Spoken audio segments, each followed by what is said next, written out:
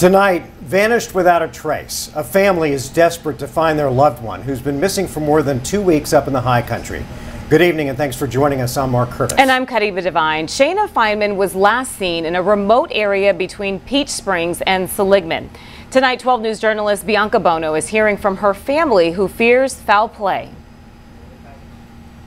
Her sister tells me Shayna is very comfortable in the wilderness, but all of her camping gear and her wallet were left behind, which tells her sister something is not right. Being in nature and camping are things that made her really happy. Kara Feynman is talking about her older sister Shayna and why she moved to Arizona from New York a couple of years ago. That's what she was drawn to. A video taken by Shayna's friend for Kara showing where she's been living with a couple of others. It's a 40-acre property and about halfway between Peach Springs and Seligman. But on March 9th, Shayna went missing and hasn't been seen or heard from since. What happened that day? She left the property, from what my understanding, with the clothes on her back, her phone, and a portable charging pack and a cord. Kara says it's not uncommon for her sister to go on 1 or 2 week-long camping trips, but she would always alert friends or family when and where she was going and be fully prepared with camping gear and supplies. About a week after Shayna was last seen, a friend who had been watching Shayna's dog became worried, then found her car parked here on the property not far from where she lived. Inside was her camping gear, wallet, and passport. They thought she had her car, and she didn't. That's when the friend notified the Yavapai County Sheriff's Office, which launched an investigation using dogs to search the 40-acre property, but no sign of Shayna. They haven't found her cell phone. The charger box, though, that she went into the woods with, showed back up about 3 days later. Kara says Shayna has been in a relationship, and that person has not been cooperating with the sheriff's investigation. I truthfully and hopefully feel there is foul play. I could not in a million years picture my sister leaving her dog and her car with all of her belongings and just walking into the woods and not returning unless she was running from something or something terrible has happened. Missing now for 18 days. Kara's concern is growing, just looking forward to the day she can hug her sister again. I deeply love my sister, and I pray to everything out there that she can come home safe. And Shayna's sister is urging the community to share her photo. And of course, if you have any information, contact the Yavapai County Sheriff's Office. Bianca Bono, 12 News. Bianca, thanks. The so-called polygamous prophet Samuel Bateman is set to appear in federal court on Monday, where he's expected to take a plea deal. Bateman faces more than 50 federal charges related to sexual exploitation of minors, who he claims were his wives. The youngest was just 9 years old. Investigators arrested Bateman outside Flagstaff in 2022 after they say they found 3 young girls inside his trailer wearing wedding rings. Some of his followers have already taken plea deals, and several other co-conspirators have also been offered deals and have 2 weeks to decide whether or not to take them. Tonight, the search continues for the gunman who shot a man outside of a restaurant in Glendale. Police responded to the scene around 1 this afternoon outside the Pete's Fish and Chips near 55th Avenue in Glendale. Paramedics rushed the victim to the hospital with life-threatening injuries. Tonight, there is no word on what led up to the shooting or if police have any leads on the shooter. With triple-digit heat just around the corner, tonight we're getting a clearer picture of the financial hit that Arizona takes from our extreme heat. According to a new report from the Federal Reserve Bank of San Francisco, heat waves cost our state $6 million. 2/3 of that is related to death or injury from the heat. The report also noted that 20% of the workforce in Phoenix have to work outside with little access to air conditioning. The heat disproportionately affects workers of color.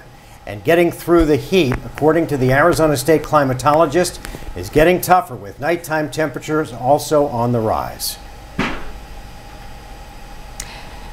After a council vote yesterday, contractors with the city of Phoenix who work outside will have more protection from the heat, including having more access to cold water, shade, and air conditioning inside vehicles with closed cabs. All right. Well, meanwhile, we're not talking about the heat, but the rain is on tap for us this Easter Sunday. Meteorologist Lindsay Riley is tracking another storm system that's headed our way. That's right. Sunday is going to be the day where we have rain. It's going to move in early in the day and linger into the afternoon. But before that, Saturday, it will be warm, but 40 to 50 mile-per-hour gusts. Not only will it be extremely windy, blowing dust, and partly cloudy, with the rain rolling in before sunrise on Sunday and sticking around into the afternoon. This will be a soaking rain for the lower deserts. As you can see here, most of the area receiving anywhere from 1/4 of an inch up to 3/4 of an inch of rain. Localized spots over 1 inch. That's between Sunday and Monday, because those 2 days we will have showers. No wind advisories posted yet, but we likely will see that over the next 24 hours. Up in the high country, those wind gusts at 35 miles per hour Friday, up to 55 miles per hour on Saturday, and 30 miles an hour on Sunday. Very windy all across the state. Here's a look at that Easter Sunday forecast. Here in the valley, we should be in the low 80s, and we're only going to be in the mid to upper 60s for the high on Easter. Showers likely, a soaking rain along the rim. We'll also have plenty of showers, a high of 41. Northern Arizona, 37 degrees, and snow. Temperatures right now sitting at 67. This will be around where we see our highs heading into parts of the weekend. More on that in an hour-by-hour look coming up in your full forecast. Mark? Okay, Lindsay, thanks. Some friction at the state capitol, where Arizona House Republicans are targeting Democratic Attorney General Chris Meyers with a new oversight committee that could investigate her office.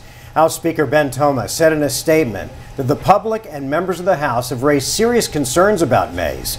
Toma cited her charges against 2 Republican Cochise County supervisors who delayed the 2022 election canvass. Meyers dismissed the new committee as, quote, a political stunt from a majority party that doesn't seem to have solutions for many of the major issues affecting our state.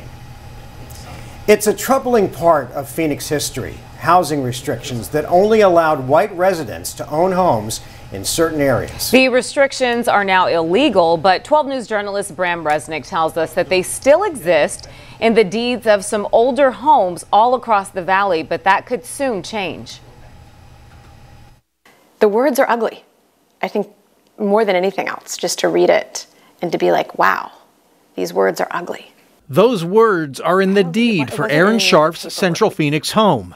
A Mexican, Japanese, Chinese, Mexican Indian, American Indian, Korean, Malay, Filipino, Negro, or Hindu. For decades, none of them were legally allowed to occupy this home, let alone own it.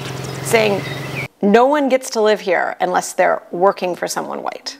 Racist deed restrictions were common all over the valley going back to the early 1900s. The small print on Scharf's deed says they're not enforceable anymore. But I feel like here I understood that segregation, when I was growing up, was something that happened elsewhere. Arizona homeowners could soon have the power to erase that racist legacy. A bill that won bipartisan support in the legislature could allow county recorders to remove unlawful deed restrictions upon request. This bill requires no action from the government and no money from the government. It is up to the individual homeowner. ASU professor Rashad Shabazz doesn't want to see that history scrubbed.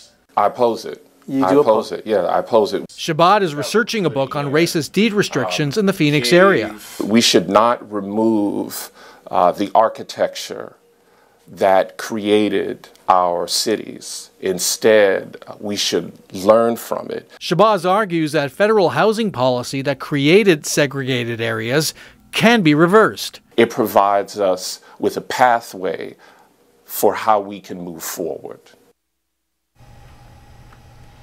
And that was Bram Resnick reporting. Professor Shabazz says that home buying subsidies for homeowners of color could undo years of federal loans for whites that favored segregated areas.